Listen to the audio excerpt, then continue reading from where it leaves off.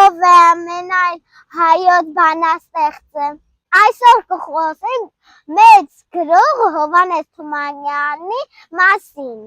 Հովհաննես Թումանյանն ծնվել է Լոռու Դսեղ գյուղում 1869 թվականի փետրվարի 19-ին։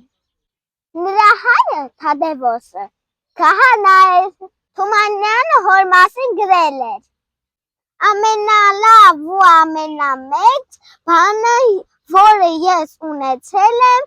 իմ կյանքում, եղել է իմ հայրը։ Սկզբում նա սովորել է գյուղում, հետո Ջալալեղլու դպրոցում,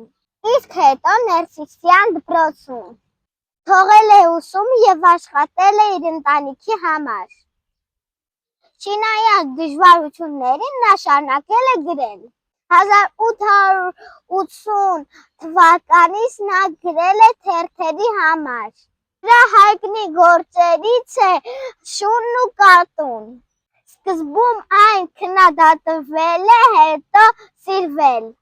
Թումանյանի մեծ երազանքն էր, որ սովորեր արտասահմանում, սակայն նա չհասցրեց։ Հիվանդության պատճառով գնաց Մոսկվա բուժվելու։ Հովհաննես Թումանյանը մահանում է Մոսկվայում 1923 թվականի մարտի